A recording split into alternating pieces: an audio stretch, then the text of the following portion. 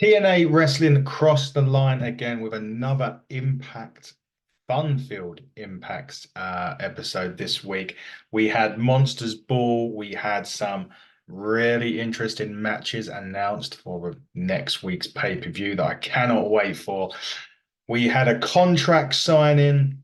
There was so much going on in this week's episode. Let's get straight into it. And it all began with Hammerstone and Alexander beating the hell out of each other. Alexander was busted open. There was security trying to intervene. It just didn't happen. They couldn't separate these two monsters. Dreamer made his way down to ringside. He asked Alexander to calm down. He asked him to head to the back.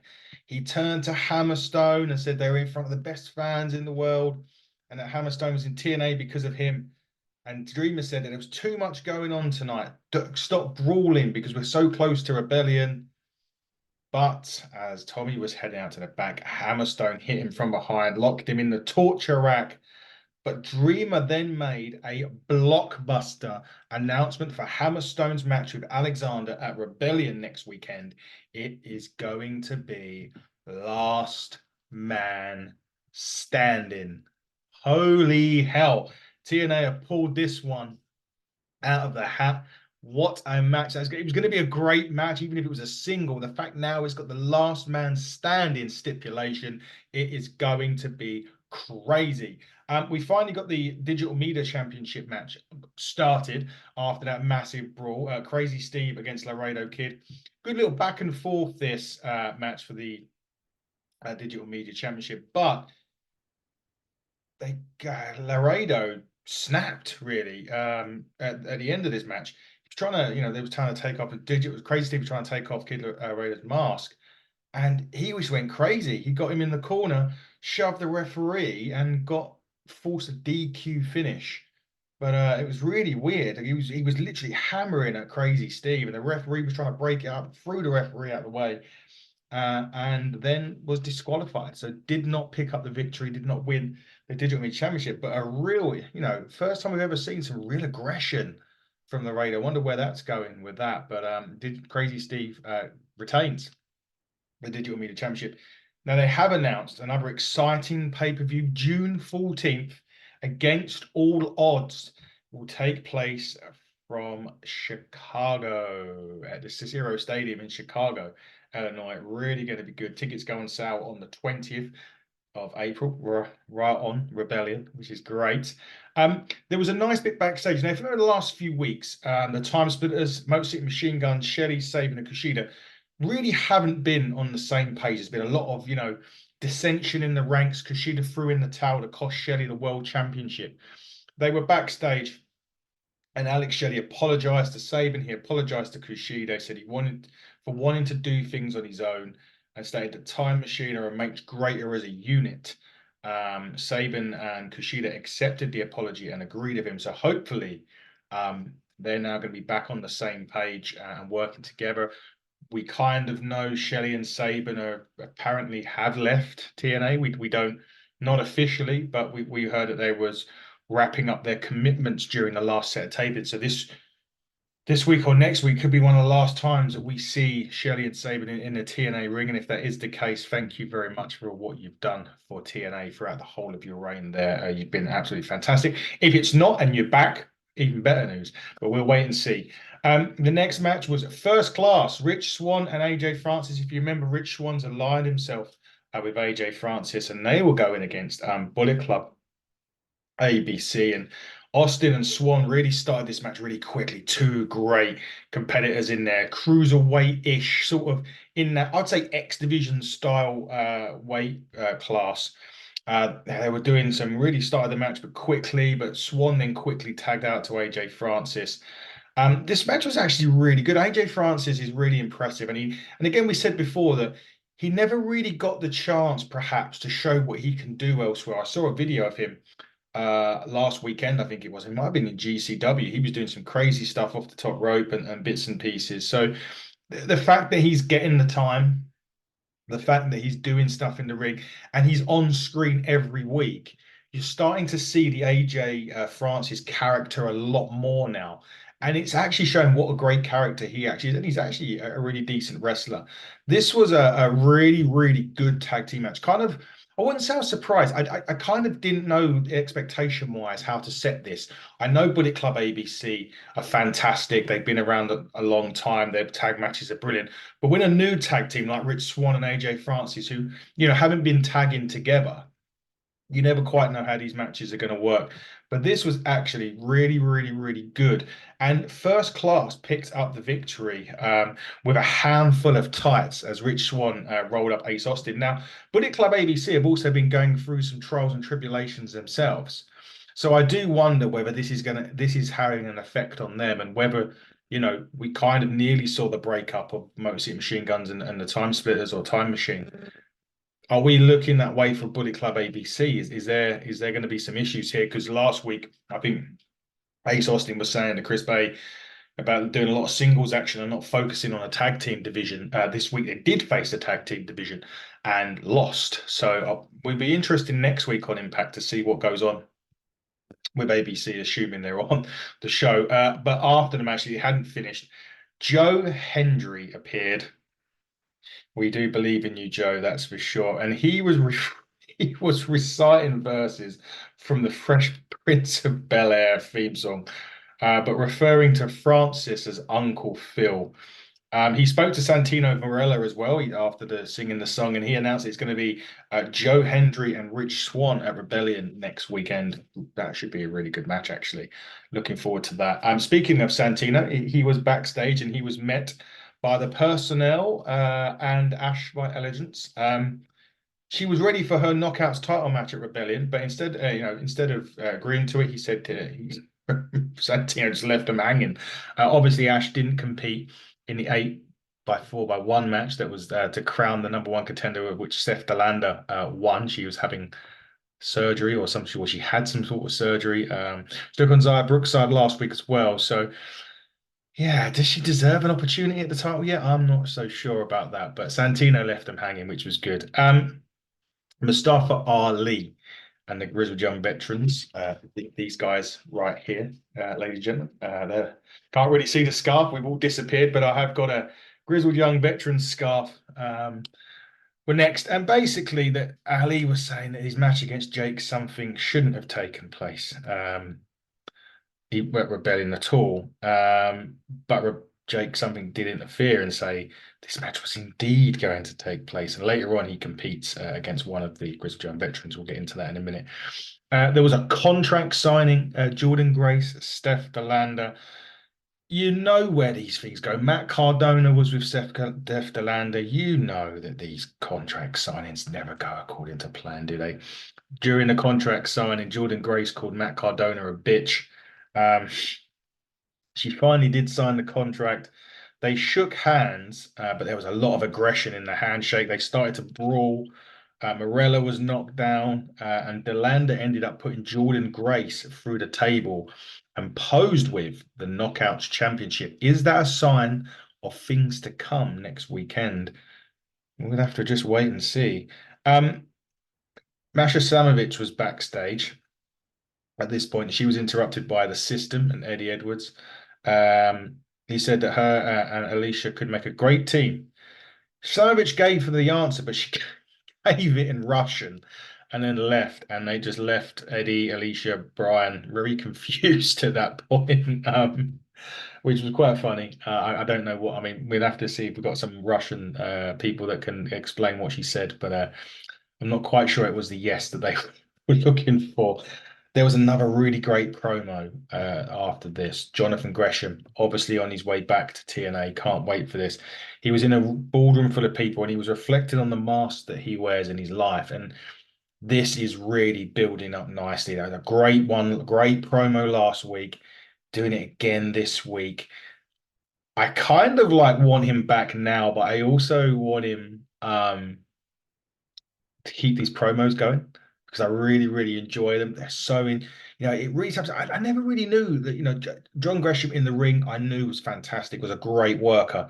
Promos, I never really see him do a lot of promos, and maybe it's because maybe I didn't watch it enough or he never really had a chance to cut them properly. But when he's doing this, his work in this has been absolutely sensational. And only in two promos, but he's already got me invested, partly because I know how good he is in the ring.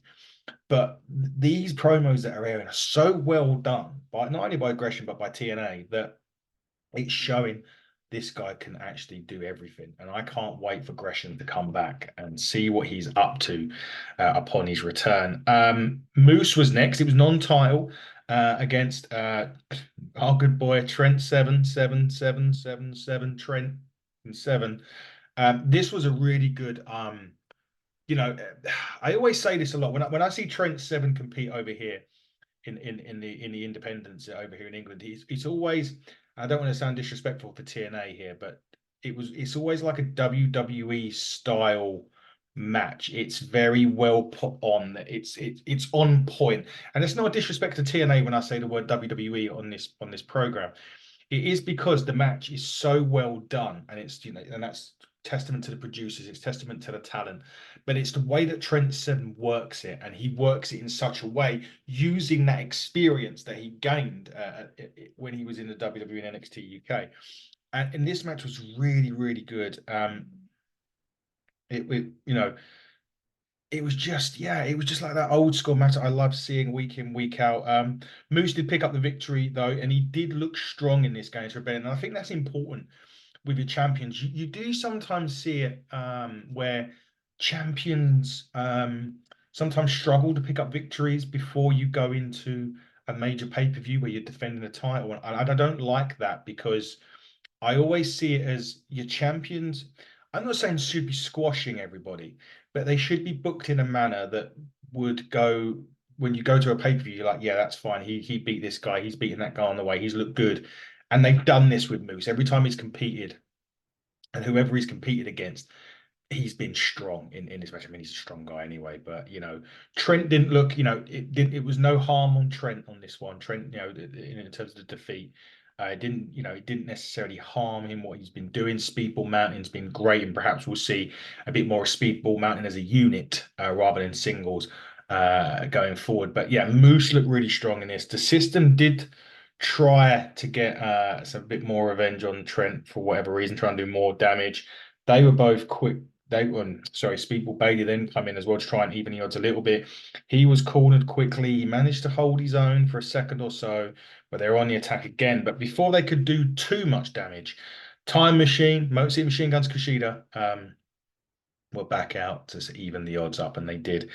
And then it went backstage to Morella, and he was interrupted by the system. Santino's had a lot on his plate on this episode of TNA.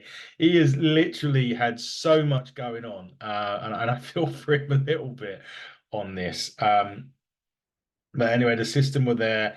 They were angry about everything that just happened. Morella stated that the system would defend the TNA Tag Team Championships next week against the Motor City Machine Guns, Shelley and Saban. I'm getting the words out, double S.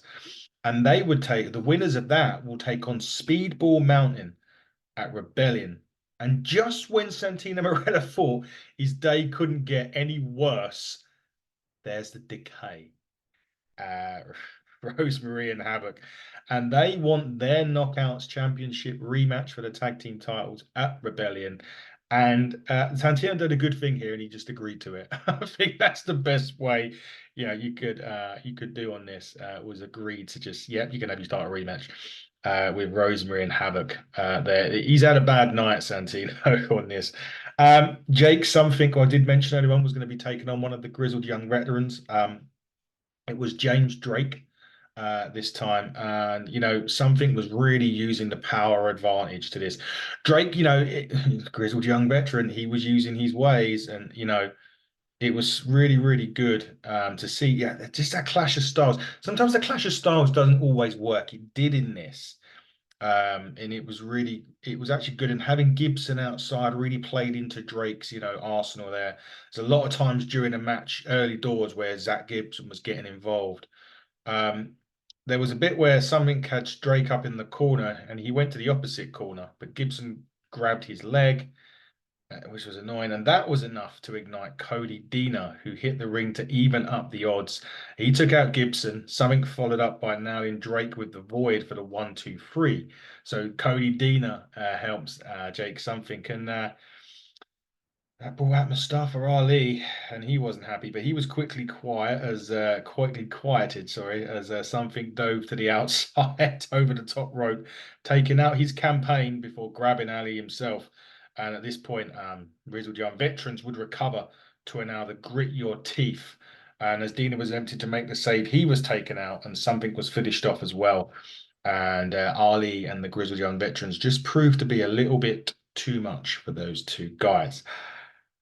Now, the match I've been looking forward to the most. I've been saying this for weeks. We needed to see PCO versus Con in a Monsters Ball, and it happened. They'd been without food, water, or light for 24 hours. It was the 58th Monsters Ball in TNA history, and they were here to create havoc. And my God, they create havoc. They started off and it was like a traditional wrestling match. And I'm thinking, where are they going with this?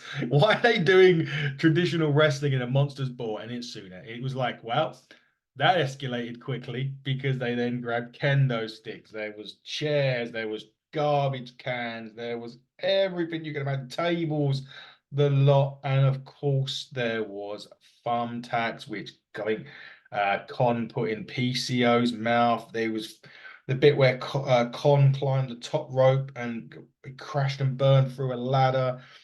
Oh, there was just so much in this. It was absolutely crazy. And PCO did finally hit the massive PCO assault and win the 58th Monsters Ball. But, we're 9 days away from Rebellion, and it's going to be interesting to see who actually walks away with the gold that night. Because some of those matches, Nemeth and Moose and people like that, we had a lot of title changes at the last one. This one feels bigger, and every pay-per-view they get seems to get bigger and bigger and bigger.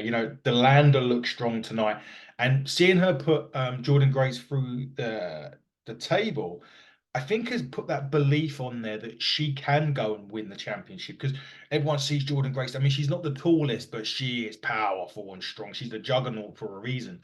But Steph DeLander, to be able to gain that advantage and put her through the table, perhaps that makes her a slight favorite now, perhaps. And you could argue this for Speedball Mountain. Yes, they didn't have a good week this week, but Trent did stand his ground with Moose, and with the system next week going against the Motor City Machine Guns, Speedball Mountain will have an opportunity to simply watch on and create that game plan for whoever they're taking on at Rebellion, whilst the system and Motor City Machine Guns go for battle. And you can't rule out Moose on this. I mean, he's looking more powerful and dominant than ever, but is that enough to take out Nick Nemeth, who's been on this crazy roll since coming into TNA? I don't know. I really don't know what we're going to look at with this. That can literally go either way. And you kind of there's no real losers for us, I don't think, in that match particularly.